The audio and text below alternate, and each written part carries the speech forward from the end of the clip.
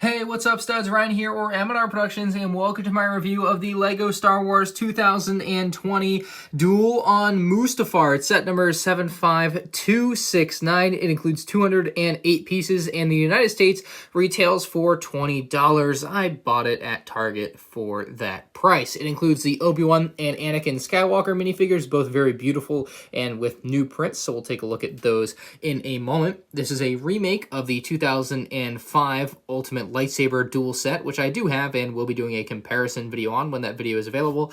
It'll be on the card in the top right of your screen, but until then there will be nothing. The box art shows Mustafar, which is very beautiful. You have some lava bursting up through the planet there, which is pretty neat, and then more lava just flowing around and throughout. Very dark and gritty box art there. You have the same logo and branding that we had in 2019 for LEGO Star Wars here, with the Darth Vader, the white bricks and plates, and then the black LEGO Star Wars logo. Very nice. Top of the box shows Anakin Skywalker. Back of the box is going to show us another angle of our Duel on Mustafar set, which is a $20 desktop piece. That's really the point of this set. It's not supposed to be this huge elaborate play set. Of course, for 20 bucks, you get what you pay for, showing off different features of the set there. And this set is something that you can probably really compare to the Rey vs. Kylo Ren set of 2019. It's something very similar, something that I'll also probably do a comparison video of this set to. I think that would be a very interesting thing to look at, as they're obviously supposed to be kind of similar things, $20 lightsaber duels, and I think that's a really neat concept for LEGO to be tackling with LEGO sets. So that is the box and everything. Let me go ahead and open this up, and we'll take a look at the minifigs right now. First up is Anakin here, and he is beautiful looking. I think they did a great job with him. Very tattered up clothing, and obviously they got to kind of choose between the Anakin that you see maybe at the beginning of the scene, the Anakin you might see in the middle of the Duel on Mustafar, and then the final Anakin where he's all burnt up. This is obviously somewhere in between, I would say, maybe closer to the end of the battle. They didn't want to have him burnt up, missing his legs and arms, so they went with this, which is nice. It's the most accurate one to date, I think. I love the facial expression they've got on him, or at least for one side of his face. You got the classic Anakin hair on there, looks good as always. The back print also tattered up, a lot of little holes in the clothing there, very detailed little belt there as well. And on the front side, it's going to be the same story, very detailed belt, tattered up clothing or robes. And if you remove the hairpiece, you will see his second face, which is on the back side here, which is a lot angrier. I love this face. This is an amazing face for this Anakin Skywalker minifigure. Maybe the best one ever. This might be the best Anakin Skywalker face ever. I mean, comment down below if you think you know a better one, but this is an Anakin face. I mean, that really shows the pure hatred that he had during this scene in Star Wars Revenge of the Sith. I really like what they've done with that there. I think that is an amazing face. Again, it really just conveys the emotion of the scene that Anakin had when Obi-Wan cut him up. So, beautiful minifigure. Let's take a look at Obi-Wan.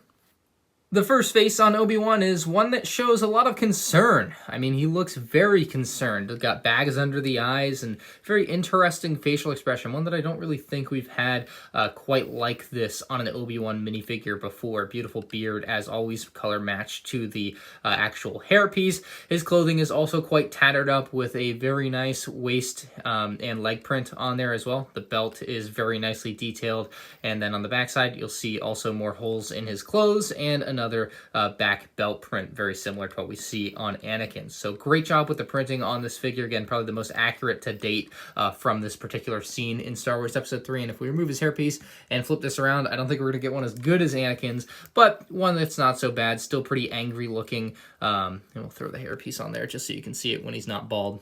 There you go. So you get the difference. Just one that's like pretty angry and one that's a little bit more worried, which is kind of an interesting juxtaposition there with the two faces, although I think the juxtaposition of the two Anakin faces is far greater. I think that is amazing. So solid minifigure selection for this set. Of course, you would expect nothing less than Anakin and Obi-Wan as a bare minimum for a set like this, but of course, maybe some people wanted a little something extra, a little exclusive Padme minifigure might not have been bad. Here is the full Duel on Mustafar build. It is quite quite small. It doesn't take up a lot of space, and like I said earlier, it's pretty much very good for placing on a desk. Like if you want this little bit of scenery while you're at work or maybe in college, this would be something good to just throw on your desk and have to keep you occupied sometimes. I think it's interesting for that fact. But there are some good things, good attributes, and there are some bad attributes to this set. Now, we'll start out with the good. They were able to capture a lot of what is the scene in episode 3 of Anakin vs. Obi-Wan. There's a lot of little things in this set that they were able to nail down for $20. Like, as small as it is, as gimpy as it looks, they still were able to pack in a lot for your money. So we'll start off with the little lava bits here that can actually jump out, and if, you know, it's kind of reminiscent of the scene in episode 3 where all the lava is falling around them, and them being Anakin and Obi-Wan. Basically, you're going to push on this little bit here with the grill plate, and it's got a few orange translucent studs in there, and they're just going to fire on out and over and on to potentially Anakin and Obi-Wan and scald them. But yeah, let's do that. Bam, just like that. They fire all over the place, kind of messy. Not maybe the best feature for some people, but it's an interesting feature that I don't really think I've seen before in a LEGO Star Wars set, so I appreciate that. It's something new, something different, and fun for everyone, I think. You get a couple of fire pieces on here, which is nice, of course, just kind of exemplifying the whole planet is basically on fire, so that's definitely nice. You also have a Mustafar mining droid and a Mustafar mining platform here, and I will say the versions of these that came in the 2012 Anakin Starfighter set were far superior. That being said, these were built specifically for this set and to fit within the parameters that this set has, and those parameters are having the ability to move them along the platforms here. I mean, this is kind of an interesting thing that allows you to duel your characters, or have your characters duel Anakin and Obi-Wan, of course, so that's probably the main reason that these aren't quite as flushed out as they could have been. It's because they're just kind of built into the set instead of their own freestanding items, which they were in the 2012 Anakin Starfighter set. So I think that maybe you look at something like that and you're like, oh, but it's a step back. But it's also a step forward with the playability, because again, you can run these along, which is basically a little track here.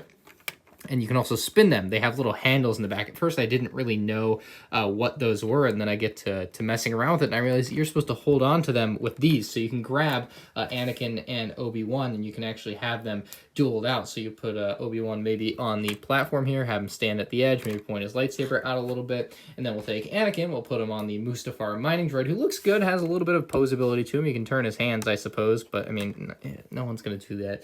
And you can have Anakin stand on top of the mining droid. He's a little bit taller than Obi-Wan in this particular case, obviously, but again, like I said, you can have them fight, which is the coolest thing to me. Like, you can have them move back and forth, and if you have a friend that you want to duel on Mustafar with, you can try to recreate the duel a little bit. You can go back and forth with it. You can really, it's a little bit easier probably if you're only holding one of them, someone's holding it down with their hand, you go back and forth and duel, and you can try to knock the other one off. I think that could potentially be a lot of fun, but I mean, I think this is a really neat feature, so that works really well. I'm not really sure what these are called on Mustafar, but it's kind of what floats into the lava and eventually does fall off the lava, waterfall, lava fall, and they have to jump off of it, but it is a very interesting build. I like that they made one half of it kind of like it's already, the shield's gone and it's already kind of succumbed to the heat of the planet, which is interesting. The lava below has kind of engulfed it, and so that's starting to show. It also has some lava already on top of it, so that kind of harkens back to the scene, or the bit that I was talking about with the lava here,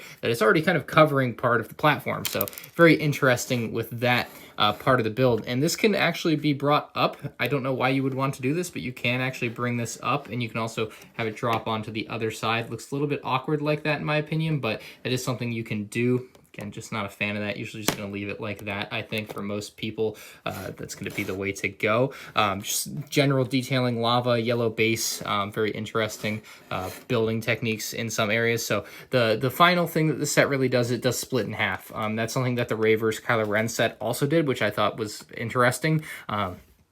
basically it gives you a little bit more flexibility with how you can display this set, which is fun for a lot of people. And you can open this up. It's connected with a little clip there, you can see, and you pull it apart, and just like that you have basically a larger set. It kind of feels like for some people, I'm sure. And then it actually can reconnect with another clip on the back end there, so you can lock it into place with that, and then you can still have them fight back and forth like this instead of the other way. So still a fun set in this orientation as well. You can see even they used a very large lava piece in there, kind of to show some lava flow perhaps down a mountain, or little rock in this case, although I'm sure it's supposed to be much larger.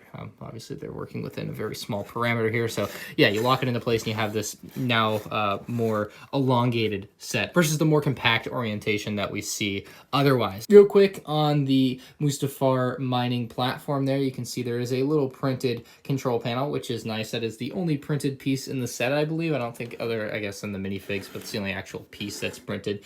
There's also no stickers in this set, so don't worry about putting on a bunch of stickers onto a set like this. So let me go over my final thoughts on this set. I like the set a lot. It's small, it's compact, it's at a very cheap price point, which I think is going to be good for a lot of people that just want to get an Anakin and Obi-Wan minifigure that are both really, really good. I mean, that Anakin face is probably my favorite Anakin face on a minifigure, and maybe my favorite minifigure face ever from LEGO Star Wars. I mean, that one shows a ton of emotion, as I mentioned earlier. I think that's one of the highlights of this set. Now, some people are going to say, oh, I wish they made this set like a $60 battle, and I agree. I wish they had done a little bit more justice for what is an epic duel in Star Wars Episode 3, one of the most legendary in all of Star Wars. I think they could have gone all out and done a $60, $70, $80 duel set, and I wish they had done that. I still wish they do that at some point, maybe in 5 years from now. But for now, I suppose this little $20 set is good enough for me. Again, it will fulfill that need people